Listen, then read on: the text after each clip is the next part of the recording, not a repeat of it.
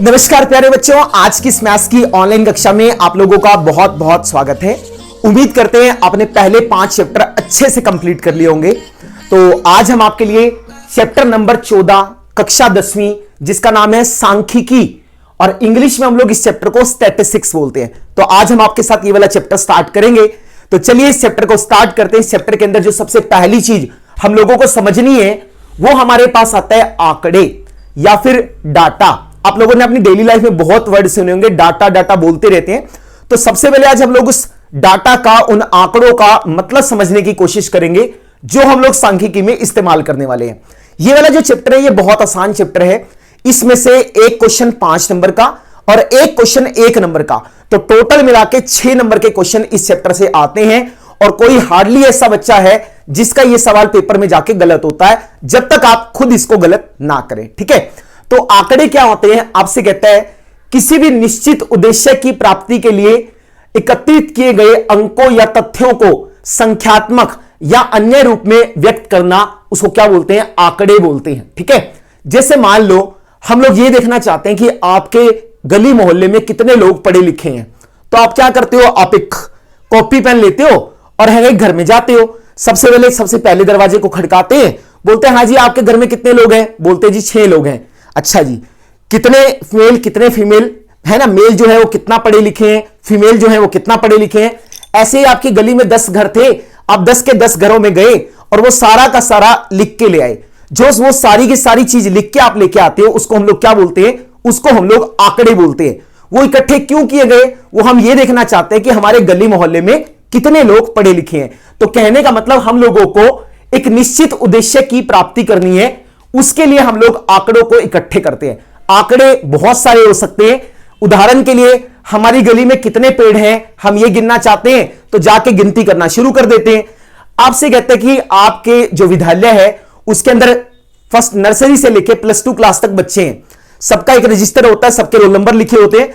हम लोग ये देखना चाहते हैं कि कौन सा बच्चा किस दिन प्रेजेंट था या किस दिन एब्सेंट था। तो आप देखते हो जो टीचर है वो क्या करता है? रजिस्टर के अंदर अटेंडेंस लेता है। तो रजिस्टर के अंदर वो जो सारी चीज इकट्ठी होती है उसको हम लोग क्या बोलते हैं? डाटा बोलते हैं, आंकड़े बोलते हैं। किसका? अटेंडेंस का। ठीक है जी, वो आपके नंबर लगाने के लिए या फिर ये चेक करने के लिए कि ये जो स्टूडेंट है वो पूरा साल स्कूल में कितने दिन आया और कितने दिन नहीं आया, उसके लिए हम लोग उसका इस्तेमाल करते हैं। ठीक है जी, आगे चलते हैं सांख्यिकी के ऊपर। सांख्यिकी क्या होती है? सांख्यिकी का मतलब है गणित की एक ऐसी शाखा जिनसे हम लोग एकत्रित किए गए आंकड़ों से कोई अर्थपूर्ण सूचना प्राप्त करते हैं। कहने का मतलब क्या है? हमने आंकड़ों को इकट्ठा कर लिया, उन आंकड़ों से जब हम कोई इंपॉर्टेंट इंफॉर्मेशन निकालते हैं, कोई भी अर्थपूर्ण सूचना निकालते हैं, तो उस शाखा को हम लोग क्या बोलते हैं? सांख्यिकी बोलते हैं। तो सांख्यिकी गणित की एक ऐसा शाखा है जिसमें आंकड़ों को अर्थपूर्ण रूप देने का काम किया जाता है। ठीक है जी, तो उम्मीद करते हैं आपको आंकड़े और सांख्यिकी का मतलब समझ में आ गया होगा। सांख्यिकी के अंदर हमारे पास टोटल मिला के 5 स्टेप आते हैं। 5 स्टेप के अंदर क्या क्या होते हैं देखिए। सबसे पहला काम है आंकड़ों को इकट्ठा करना। मान लीजिए मेरे दिमाग में कोई भी आइडिया आया और मैं ये देखना चाहता हूं कि मेरे गली मोहल्ले में कितने लोग पढ़े लिखे हैं। तो मैं क्या करता हूं? कॉपी पेन लेता हूं, हर एक बंदे के घर में जाता हूं और सारी की सारी जानकारी इकट्ठी करके लाता हूं, है ना? कहने का मतलब मैंने क्या किया? मैंने आंकड़ों को इकट्ठा कर लिया। तो इसका मतलब सबसे पहला स्टेप क्या था? सबसे पहला स्टेप था आंकड़ों को इकट्ठा कर दिया। दूसरी चीज, आंकड़ों का वर्गीकरण करना। कहने का मतलब जब मैं कोई डाटा इकट्ठा करके लेके आता हूं तो उसके बीच में अगर कोई गलती हो गई होगी तो उन गलत वाले डाटा को मैं हटा दूंगा, बाकी डाटा को सेम ग्रुप के अकॉर्डिंग बांट देंगे। कहने का मतलब 0 से लेके 10 साल तक कितने बच्चे हैं, 10 से लेके 20 साल वाली उम्र वाले कितने लोग हैं, 30 से लेके 40 साल वाली उम्र वाले कितने लोग हैं, 40 से 50 वाले कितने लोग हैं। तो इस तरीके से जो सेम लोग होते हैं उनको हम सेम ग्रुपिंग करते जाते हैं। कहने का मतलब सेम चीजों को सेम ग्रुप्स में डालना, उसको हम लोग क्या बोलते हैं? वर्गीकरण करना बोलते हैं। उसके बाद तीसरी चीज हमारे पास आती है प्रस्तुतिकरण। आपको ऐसा दे दिया जाए कि हमारे पास 40 बच्चे हैं और 40 बच्चों के नंबर इतने इतने हैं, लिख के दे दिए 20 नंबर, 30 नंबर, 40 नंबर, और उसकी बजाय वहां पे एक चित्र सा बना दिया। जैसे आपने अपनी पिछली लोअर क्लासेस में पढ़ा है, हम लोग आयत चित्र बनाते हैं, हम लोग पाई चार्ट बनाते हैं, या फिर हम लोग बारंबारता बहुभुज बनाते हैं। आपको देखो ना, जो टीवी के अंदर प्रोग्राम चलते हैं, अगर आपको लिखित रूप में मिलने लग जाए, कोई नाटक लिखित रूप में मिल रहा है और कोई नाटक हमारे सामने प्रत्यक्ष चल रहा है, तो दोनों में से आपको कौन सी चीज ज्यादा पसंद आएगी? जो आप देख सकते हो, है ना, जो आप महसूस कर सकते हो, वो चीज ज्यादा अच्छी है। तो इसलिए आंकड़ों को लिखित रूप से ज्यादा हम लोग उसको पिक्टोरियल रिप्रेजेंटेशन देते हैं, कुछ ना कुछ चित्र बना देते हैं, जिससे उस डाटा को देखना, पढ़ना और समझना बहुत ज्यादा आसान हो जाता है। ठीक है जी। उसके बाद हमारे पास चौथी चीज आती है। चौथी चीज के अंदर आंकड़ों का विश्लेषण किया जाता है। कहने का मतलब, मैंने आंकड़े इकट्ठे कर लिए, गलत सही छांट के एक ग्रुप में डाल दिया अलग अलग करके। तीसरी बार फिर मैंने उनके ग्राफ्स वगैरह बनाए और उनको पिक्चर बना के और वो रिप्रेजेंट कर दिया। उसके बाद मेरे को कुछ कैलकुलेशन करनी पड़ती है, मैथमेटिकल कैलकुलेशन करते हैं। उस मैथमेटिकल कैलकुलेशन का नाम होता है एनालिसिस, जिसको लोग हिंदी में विश्लेषण बोलते हैं। इसमें लोग कई तरह की कैलकुलेशन करते हैं आंकड़ों के साथ। जैसे आपने पिछली बार पढ़े थे, हमने पढ़ा था माध्य, माध्यक, है ना, माध्य, माध्यक, बहुलक। इस तरीके से और भी बहुत सारी चीजें हैं जो हम अपनी हायर क्लासेस में जाके पढ़ेंगे। माध्य, माध्यक, बहुलक के बारे में थोड़ी सी इंफॉर्मेशन आपको 9वीं क्लास में दी गई थी। अब आपको 10वीं क्लास में इसको डिटेल में पढ़ाया जाएगा। ठीक है, तो उम्मीद करते हैं माध्य, माध्यक, बहुलक के बारे में आपको अच्छे से मालूम होगा। फिर मैं थोड़ा सा एक्सप्लेन कर देता हूं एग्जाम्पल की सहायता से। मान लीजिए आपकी एक क्लास है, उस क्लास के अंदर एक खाली पीरियड चल रहा है। ठीक है, आपकी क्लास है, इस क्लास के अंदर खाली पीरियड चल रहा है। सारे के सारे बच्चे जो है ना बहुत जोर जोर से शोर मचा रहे हैं, और जो क्लास का मॉनिटर है वो बेचारा खड़ा होकर चुप करा रहा है, लेकिन कोई चुप होता ही नहीं है। तो प्रिंसिपल मैडम जो है वो राउंड के ऊपर जा रही है उस समय में। तो राउंड के ऊपर जाते जाते उसने ये देखा भी 10th ए क्लास से ना बहुत ज्यादा शोर आ रहा है। तो वो क्या करती है, वो 10th ए क्लास में जाती है, उसके जाते साथ सारे के सारे बच्चे चुप होकर बैठ जाते हैं। तो प्रिंसिपल मैडम जाते सार पूछती है, हाँ भाई किसका पीरियड है? फलाने फलाने टीचर का पीरियड है, वो एब्सेंट है तो आज आ नहीं पाए। तो सबसे ज्यादा गालियां किसको पड़ती हैं? सबसे ज्यादा गालियां मॉनिटर को पड़ती हैं। क्यों पड़ती है? मॉनिटर को यह कहा जाता है भी तुझसे क्लास कंट्रोल नहीं होती है क्या? अगर क्लास कंट्रोल नहीं होती फिर काहे का मॉनिटर बना रखा है तू, है कि नहीं है?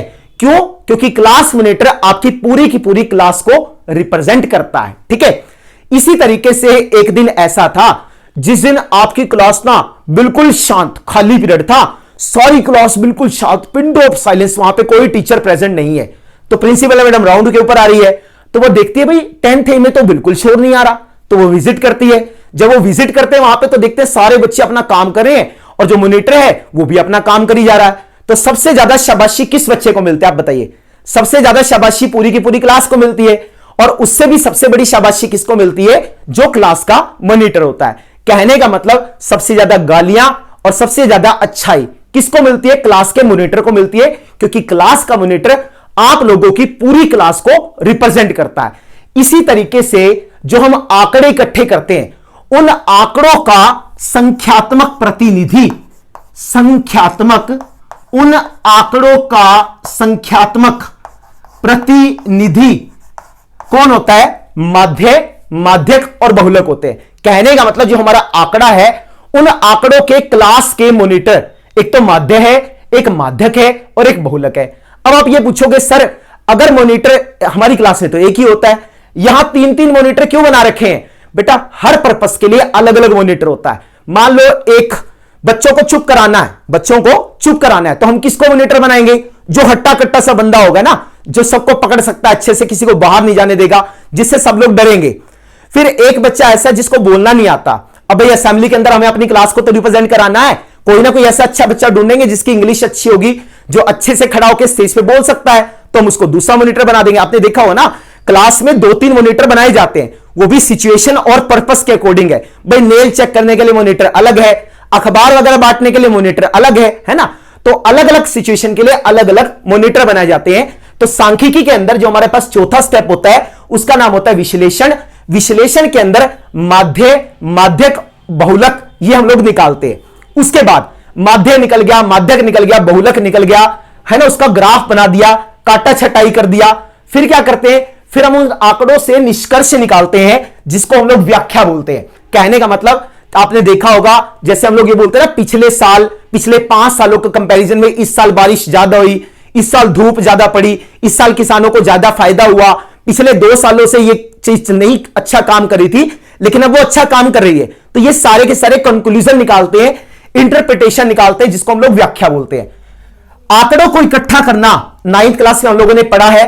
वर्गीकृत करना ये छोटी क्लासेस में पढ़ते हैं, या पिछले साल भी हमने आपको पढ़ाया था, जिसके बीच में आप इंटरवल बनाते थे कि 0 से 10 के बीच में कितने लोग हैं, 10 से 20 के बीच में कितने लोग हैं ना। तीसरी चीज है प्रस्तुतिकरण करना। ये तो हम अपनी छठी क्लास से शुरू हो जाते हैं, जब आप पाई चार्ट बनाते हैं, आयत चित्र बनाते हैं, बारंबारता बहुभुज बनाते हैं, है ना। तो ये सारी की सारी चीज किसमें आती है, ये सारी की सारी चीज प्रस्तुतिकरण करने में आती है। हमारे पास 9th 10th में जो सबसे स्पेशल काम होता है उसका नाम होता है विश्लेषण। तो माध्य, माध्यक और बहुलक, ये हम लोग विश्लेषण के काम में लेके आते हैं, जिनको हम 10th क्लास में आपको डिटेल से पढ़ाने वाले हैं। और जो ये व्याख्या वाला पोर्शन है, जब आप अपनी हायर स्टडीज करेंगे, स्टैटिस्टिक्स को एज अ सब्जेक्ट लेंगे, बीकॉम, बीबीए, एमबीए, जो इस तरह के कोर्सेज हैं, वहां पे स्टैटिस्टिक्स एज अ सब्जेक्ट आता है। तो जब आप वहां पे जाके इसको पढ़ोगे तो वहां पे आप इसके निष्कर्ष निकालने सीखोगे कि जो आंकड़े हमने इकट्ठे किए हैं उससे हम लोग क्या क्या निष्कर्ष जो है वो निकाल सकते हैं। ठीक है जी। तो उम्मीद करते हैं सांख्यिकी आपको समझ में आ गया। जो हमारे पास आंकड़े होते हैं, वो आंकड़े हमारे पास दो तरह के होते हैं, एक होता है वर्गीकृत, एक होता है अवर्गीकृत। अवर्गीकृत आंकड़ों का मतलब क्या है? अवर्गीकृत आंकड़ों का मतलब है जब भी आंकड़ों को बिना किसी क्रम के लिखा जाता है, जब भी आंकड़ों को बिना किसी क्रम के लिखा जाता है, जैसे वो बोली जा रहा है वैसे का वैसे मैं लिखी जा रहा हूं, तो हम लोग उसको अवर्गीकृत आंकड़े बोलते हैं। ठीक है। जैसे एक कक्षा के 20 विद्यार्थियों द्वारा गणित की परीक्षा में 100 में से प्राप्त अंक निम्नलिखित है। पहले बच्चे के नंबर 23, 35, 99, 69, 3, 17, 20, 65, 76। कहने का मतलब जैसे जैसे नंबर आते गए वैसे वैसे मैं लिखता गया। इसके अंदर मैंने किसी क्रम को फॉलो नहीं किया। मैंने इसको आरोही क्रम में नहीं लिखा, मैंने इसको अवरोही क्रम में नहीं लिखा, मैंने इसकी ग्रुपिंग नहीं किया। तो इस तरह का जो डाटा होता है उसको हम लोग क्या बोलते हैं? उसको हम लोग अवर्गीकृत आंकड़े बोलते हैं, अवर्गीकृत आंकड़े। ठीक है। उसका दूसरे नंबर पे जो हमारे पास आता है उसका नाम होता है वर्गीकृत आंकड़े। जब भी आंकड़ों को वर्ग अंतराल और बारंबारता के रूप में लिखा जाता है तो हम लोग उसको क्या बोलते हैं? उसको हम लोग वर्गीकृत आंकड़े बोलते हैं। ठीक है जी। अब वर्गीकृत आंकड़ों का एग्जांपल इसी को ले सकते हैं। मैंने क्या किया, मैंने इसके बीच में वर्ग अंतराल बना दिए। वर्ग अंतराल का मतलब मैंने इसकी रेंज सेट कर दिया कि 0 से लेके 20। तो 0 से लेके 20 के बीच में हमारे पास दो लोग हैं, है ना। हमने आपको लास्ट ईयर समझाया था, ये वाला जो 20 होता है ये अगले में जाके काउंट होता है, पिछले में 20 से कम वाले लेते हैं।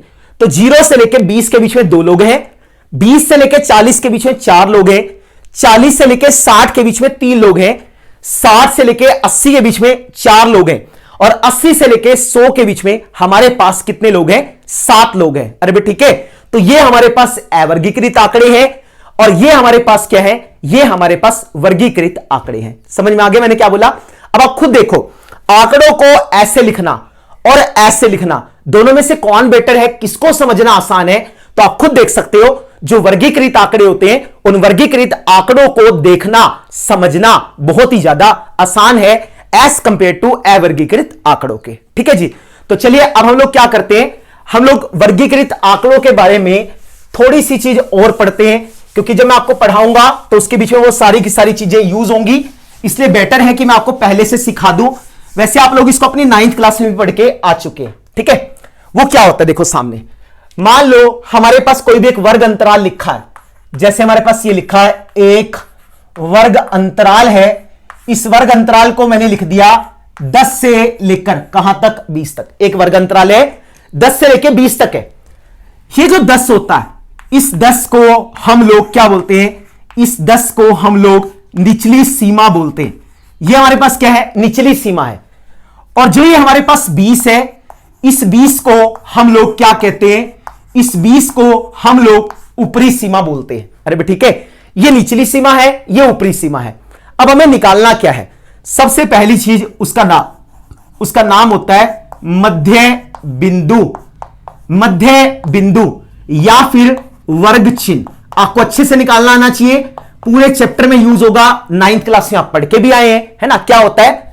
निचली सीमा, निचली सीमा जमा ऊपरी सीमा, निचली सीमा जमा में ऊपरी सीमा और बटे में 2। अरे भाई ठीक है। जो निचले वाली सीमा है, जो ऊपरे वाली सीमा है, दोनों को जोड़ देते हैं, 2 से भाग कर देते हैं। मान लो मैंने आपसे बोला इसका वर्ग चिन्ह निकाल के दिखाओ, तो आप इसका जो वर्ग चिन्ह है वो बहुत आसानी से निकाल सकते हैं। क्या करोगे? 10 लोगे, 20 लोगे, दोनों को जोड़ोगे, 2 से भाग करेंगे। 10 में 20 को जोड़ेंगे 30, 30 को 2 से भाग करेंगे तो जो हमारा उत्तर है वो कितना आएगा 15। तो इस वाले वर्ग अंतराल का जो वर्ग चिन्ह हमारे पास आया, जो मध्य बिंदु निकल के आया, वो कितना है 15 है। आप और उदाहरण देख लो। मान लो मैंने लिख दिया 40 से लेकर 60 है ना, 40 से लेकर 60, तो इसमें निचली सीमा कौन सी है? इसमें निचली सीमा 40 है। ऊपरी सीमा कौन सी है? ऊपरी सीमा 60 है। अगर आपसे कहा जाए कि आप इसका मध्य बिंदु निकालो तो निकाल सकते हैं। क्या आएगा? 40 जमा में 60 बटे में 2, तो 100 बटे में 2, इसको काटेंगे तो हमारे पास उत्तर कितना आएगा? 50 आएगा। तो यह चीज आपको बहुत अच्छे से आनी चाहिए। जब मैं सवाल कराऊंगा तो बीच में इस्तेमाल करूंगा। ठीक है जी, आगे चलते हैं। उसके बाद जो हमारे पास अगली चीज आ जाती है उसका नाम होता है वर्ग अंतराल का माप। ठीक है, जो वर्ग अंतराल है उसका माप क्या होता है? इसको हम लोग h से डिनोट करते हैं, और जो ये मध्य बिंदु था इसको हम लोग x से डिनोट करते हैं। अरे भाई ठीक है। अब वर्ग अंतराल कैसे निकालते हैं?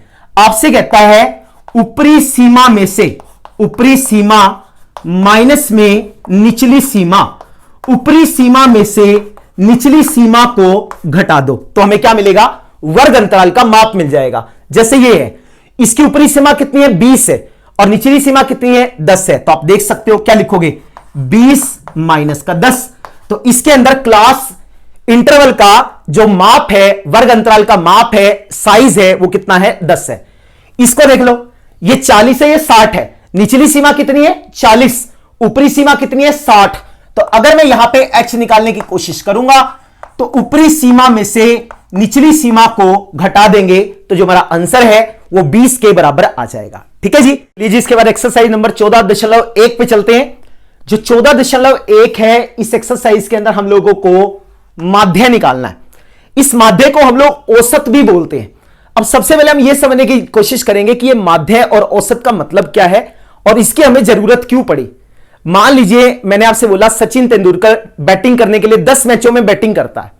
जो सचिन तेंदुलकर है वो खेलने के लिए मैदान में जाता है 10 मैचों में। उसने क्या किया? पहले मैच में 20 रन बनाए, अगले मैच में 0 पे आउट हो गया, उससे अगले मैच में 121 रन बनाए, है ना, उससे अगले मैच में 136 रन बनाए, उससे अगले मैच में उसने कितने बनाए? 22 रन बनाए, उससे अगले मैच में फिर से 0 पे आउट हो गया। ठीक है, उससे अगले में 48 बनाए, उससे अगले में 37 बनाए, और उससे अगले में 53 बनाए, ऐसे बनाए। और क्या किया भाई? जिस जिस मैच में सचिन तेंदुलकर ने रन नहीं बनाए उस मैच में कुदरती इंडिया हार गया। जैसे 22-20 वाला है, इसमें हार गया, 0 वाले में हार गए, ठीक है, 22 वाले में हार गए, 37 वाले में हार गए, 48 वाले में हार गए। कहने का मतलब इसमें से 5 मैच इंडिया जीत गया और 5 मैच इंडिया हार गया। अब आपसे यह पूछा गया कि आप यह बताओ सचिन तेंदुलकर कैसा प्लेयर था? सचिन तेंदुलकर कैसा प्लेयर था? अब बहुत सारे लोग बोलते हैं सर बहुत अच्छा प्लेयर था, 5 मैच जितवा दिए, 100 रन बनाए 5 मैचों में, तो है कि नहीं? एक बार 121 बनाया, एक बार 136 बनाया, एक बार 53 रन बनाया, है ना। कुछ मैचों में तो उसने अच्छा स्कोर किया, लेकिन कुछ मैचों में वो अच्छा स्कोर नहीं कर पाया। तो कुछ लोग क्रिटिसाइज करते, बोले अच्छा नहीं खेला, अगर ये अच्छा इन मैचों में भी खेलता तो इसका इंडिया मैच जीत जाता। तो इस स्थिति से निपटारा पाने के लिए हम लोग उसका एवरेज निकाल लेते हैं, उसका औसत निकाल लेते हैं।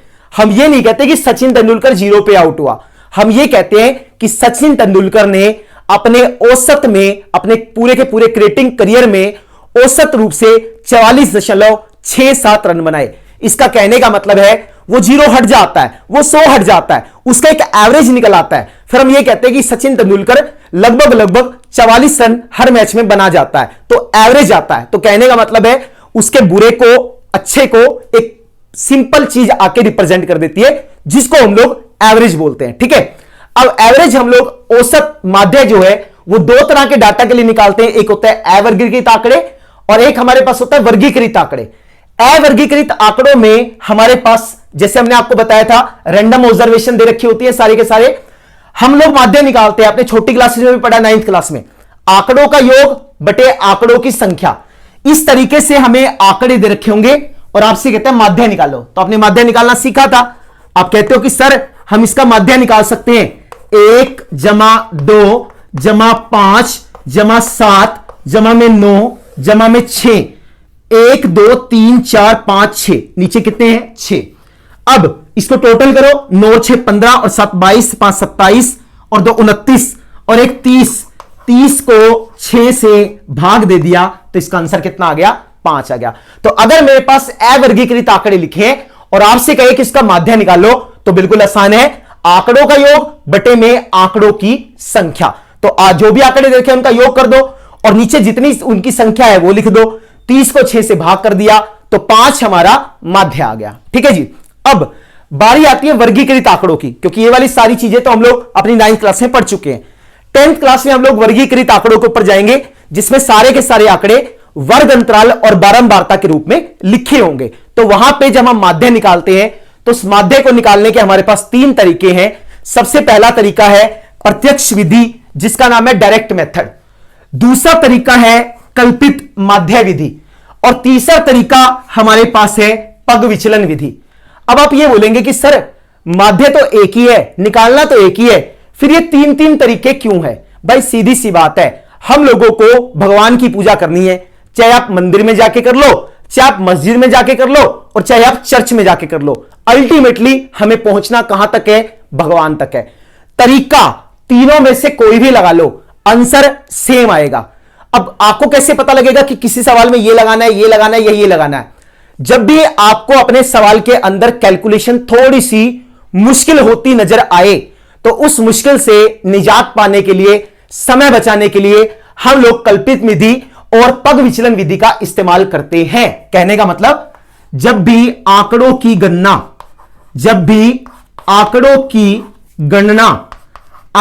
गणना मुश्किल हो, ठीक है, आंकड़ों की गणना थोड़ी मुश्किल प्रतीत होती है, जब भी हमारे पास आंकड़े थोड़े से मुश्किल प्रतीत होते हैं तो वहां पे जाके हम लोग कल्पित माध्य विधि या पग विचलन विधि का इस्तेमाल करेंगे। लेकिन मैं आपको अगेन कह रहा हूं, मेथड चाहे आप तीनों में से कोई भी लगा लो, किसी भी सवाल पे लगा लो।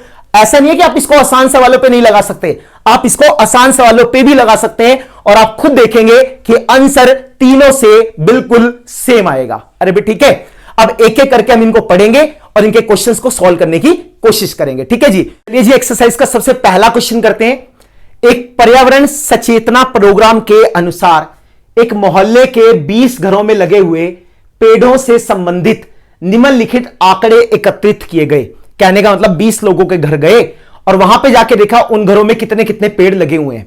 तो उन्होंने देखा कि ऐसा एक घर है जिसमें 0 से लेकर 2 तक पौधे लगे हैं, 2 से लेकर 4 तक वाले 2 घर हैं, जिन घरों में 4 से 6 तक के पौधे हैं, कहने लगा 4 भी हो सकते हैं, 5 भी हो सकते हैं, 6 भी हो सकते हैं, वो 1 है। तो इस तरीके से हमने इसका डाटा एकत्रित कर लिया। हम लोगों को प्रति घर माध्य पौधों की संख्या ज्ञात करनी है। कहने का मतलब ये पौधों की संख्या का डाटा हमने इकट्ठा किया है, इस डाटा का हम लोग माध्य निकालना चाहते हैं। तो माध्य कैसे निकालेंगे? अगर आप इस डाटा को ध्यान से देखोगे तो आपको इस पूरे के पूरे डाटा में कैलकुलेशन बहुत आसान नजर आ रही है। 0 से 2, 2 से 4, 4 से 6। ठीक है, तो करते कैसे हैं? जब भी हमारे पास ये वाला सवाल आता है तो सबसे पहले आप यहां पे लिखेंगे वर्ग चिन्ह। जितने भी वर्ग अंतराल हमारे पास है हम उसके वर्ग चिन्ह निकालते हैं। इन वर्ग चिन्हों को xi से रिप्रेजेंट किया जाता है। i का मतलब अगर x1 की बात करेगा तो पहले का आ जाएगा, x2 की बात करेगा दूसरे का आ जाएगा, x3 की बात करेगा तीसरे का आ जाएगा। जो ये घरों की संख्या है इसको हम लोग बारंबारता की तरह इस्तेमाल करते हैं, जिसका नाम हम क्या देते हैं? fi देते हैं। अब आपको याद होगा थोड़ी देर पहले मैंने आपको इसका वर्ग चिन्ह निकालने सिखाए थे ना। हमने आपको सिखाया था कि अगर आप वर्ग चिन्ह निकालना चाहते हैं तो क्या करेंगे? निचली सीमा लेंगे, निचली सीमा में ऊपरी सीमा को जोड़ेंगे। ठीक है, निचली सीमा में ऊपरी सीमा को जोड़ेंगे और 2 से भाग करेंगे। यही मतलब था, निचली सीमा में ऊपरी सीमा को जोड़ के 2 से भाग कर दो। अब इसमें चलते हैं, इसकी निचली सीमा कितनी है? 0 है, तो हमने इसको लिखा 0 जमा में 2 बटे में 2। 2 को 2 से काटेंगे तो उत्तर कितना आ जाएगा? 1। इसकी निचली सीमा देखो ना कितनी है? 0। ऊपरी सीमा कितनी है? 2 है, तो 0 में 2 को जोड़ा, 2 से भाग कर दिया, यहां पे आ गया। आगे चलते हैं, अगले में निचली सीमा कितनी है? 2। ऊपरी सीमा कितनी है? 4। तो लिखो फिर से 2 जमा 4 बटे 2, 6 बटे 2। इसको काटेंगे तो उत्तर कितना आएगा, 3 आ जाएगा, तो यहां पे 3 लिख लेंगे। ठीक है, अगले में क्या आएगा, 4, 4 जमा 6 करेंगे तो क्या आएगा, 10, 10 को 2 से भाग करेंगे क्या आएगा, 5, 6 में 8 को जोड़ा 14, 14 को 2 से भाग किया 7 आ जाएगा, 8 में 10 को जोड़ा 18, 18 को 2 से भाग करा तो कितना आएगा, 9 आ जाएगा। 10 में किसको जोड़ेंगे, 10 में जोड़ा 12 को, जब 10 में 12 को जोड़ेंगे तो कितना आएगा, 22 आ जाएगा। 22 को 2 से भाग करेंगे तो कितना आएगा, 11 आ जाएगा। 12 में 14 को जोड़ो क्या आएगा, 26, 26 को 2 से भाग करो तो कितना हो जाएगा, 13 हो जाएगा। अरे भाई ठीक है, अगर आप थोड़ी सी बुद्धि लगाओगे ना, 0 और 2 के बीच में 1 आता है, 2 और 4 के बीच में 3 आता है, 4 और 6 के बीच में 5 आ रहा है, तो हम कर क्या रहे हैं, हम लोग इनके क्या निकाल रहे हैं, हम लोग इनके मध्य बिंदु निकाल रहे हैं। ठीक है, ये जो बारंबारता वाली चीज है ना, ये हमने थोड़ी टेढ़ी मेढ़ी से लिख दी, हर एक के साथ उसके वाली लिख देते हैं। ठीक है, जैसे ये था 1, ये 2 लिख लो, इसके बाद इसका लिख दो, इसके साथ क्या है 1, 5, 6, 2, 3, वरना आप गलती करोगे। ठीक है, तो इनके बिल्कुल सामने लिख देना। ये वाली चीज आपको करके नहीं दिखानी है, ये वाली चीज सिर्फ आपको समझाने के लिए थी कि हम लोगों ने इसके अंदर वर्ग चिन्ह कैसे निकाल लिए हैं। ये समझ में आ गया। ऊपरी सीमा में निचली सीमा को जोड़ के 2 से भाग कर दो। अगली चीज क्या करना है, fi को xi से गुना करना है, fi को xi से गुना करना है। जब हम गुना करेंगे तो क्या आएगा, 1 की गुना 1 से किया तो 1 आ गया, 3 की गुना 2 से करेंगे तो 6 आ जाएगा, 5 की गुना 1 से करेंगे तो 5 आ जाएगा, 7 की गुना 5 से करेंगे तो 35 आ जाएगा, 9 की गुना 6 से करेंगे तो 54 आ जाएगा, है ना, 11 की गुना 2 से करेंगे तो 22 आ जाएगा, और 13 की गुना 3 से जब मैं करूंगा तो मेरे पास क्या आएगा, 39 आ जाएगा। ठीक है, fi को xi से गुना कर देना और कोई दिक्कत नहीं है। ठीक है जी, अब हमारे पास जो डायरेक्ट मेथड है, जो सिंपल है ना, प्रत्यक्ष विधि है। प्रत्यक्ष विधि में जब आप माध्य निकालते हो तो माध्य को x बार से दिखाते हैं और उसका सूत्र होता है सिग्मा fi xi बटे में सिग्मा fi, या फिर हम लोग इसको समेशन भी बोल देते हैं। समेशन का मतलब होता है सबको जोड़ना। जैसे हमने यहां लिखा है समेशन fi, इसका मतलब जितने भी fi है सबको जोड़ दो। तो भाई fi को जोड़ो, जब आप fi को जोड़ेंगे तो 1 और 2 3 और 1 4 और 5 9 6 15 2 17 और 3 20, तो ये हमारे पास आ गया सिग्मा fi या समेशन fi। ठीक है जी, तो सिग्मा fi की वैल्यू हमने निकाल ली, सिग्मा fi की वैल्यू हमारे पास 20 आ गई, तो हमने ऐसे लिख दिया। फिर हमारे पास है fi xi, इसको जोड़ो, 1 और 6 7 और 5 12 5 17 4 21 और 2 23, 1 और 6 7 और 5 12 5 17 4 21 और 2 23 और 9 23 और 9 32, 3 3 और 3 6 6 और 5 11 11 और 2 कितना आएगा 13 13 और 3 कितना आएगा 16। तो आप देख सकते हो समेशन fi xi की जो वैल्यू है वो कितनी है 162 है। तो इस वैल्यू को लगा दो, 162 आ गया। अरे भाई ठीक है, अब ये 2 से कट रहा है, इसको 2 से काटो। जब इसको 2 से काटेंगे तो हमारे पास क्या आएगा 81 आ जाएगा। जब नीचे 10 आ जाता है तो हम भाग कैसे करते हैं, दशमलव लगा देते हैं। तो 1 दशमलव लगा दो गिन के, तो कितना आएगा 8.1, है ना। तो इसका उत्तर क्या आ गया, इसका उत्तर हमारे पास आ गया 8.1। तो जो इसका माध्य है वो कितना हो गया 8.1 हो गया। अब हमसे क्वेश्चन में यह पूछा गया कि आपने इसमें कौन सी विधि लगाई और क्यों लगाई। ठीक है, तो आप क्या लिखेंगे, इसमें हम लोगों ने प्रत्यक्ष विधि का इस्तेमाल किया। ठीक है, इसके अंदर हमने किसका इस्तेमाल किया, प्रत्यक्ष विधि का इस्तेमाल किया, प्रत्यक्ष विधि का इस्तेमाल किया क्योंकि यहां आंकड़ों की गणना सरल है। ठीक है, क्योंकि यहां पे आंकड़ों की गणना सरल है। अरे भी ठीक है, यहां पे जो आंकड़े हैं ना उनकी गणना करना सरल है। अगर मान लो यहां पे 171 हो जाए, यहां पे 23 लिखाओ, यहां पे 173 हो जाए, यहां पे 29 लिखाओ, तो दोनों की गुना करना मुश्किल हो जाता है। तो वहां पे हम लोग इस विधि का इस्तेमाल नहीं करते। समझ में आ गया मैंने क्या बोला। सबसे पहले वर्ग चिन्ह निकालने हैं, यहां परिवारों की संख्या है, xi को fi से गुना करना है, सारे fi xi को जोड़ देना है, जिसको सिग्मा FI कहते हैं या समेशन FI कहते हैं। सारे FI को जोड़ देना है, दोनों को भाग कर देना है, तो वो हमारा उत्तर आ जाएगा। ठीक है जी, तो उम्मीद करते हैं आपको इस एक्सरसाइज का पहला क्वेश्चन अच्छे से समझ में आ गया होगा। बाकी के क्वेश्चंस आप अपने आप से ट्राई करेंगे, एटलीस्ट क्वेश्चन नंबर 2 तो आप अपने आप से कर ही सकते हैं। तो बाकी के मेथड और बाकी के क्वेश्चन हम लोग नेक्स्ट लेक्चर में करेंगे। तब तक के लिए इसी प्रकार हमारे साथ जुड़े रहिए। वीडियो अच्छा लगा तो वीडियो को लाइक करना बिल्कुल मत भूलिए। चैनल पर नए आए हैं या चैनल को सब्सक्राइब नहीं किया तो अभी के अभी जाके रेड कलर के बटन को प्रेस कीजिए, चैनल को सब्सक्राइब कीजिए।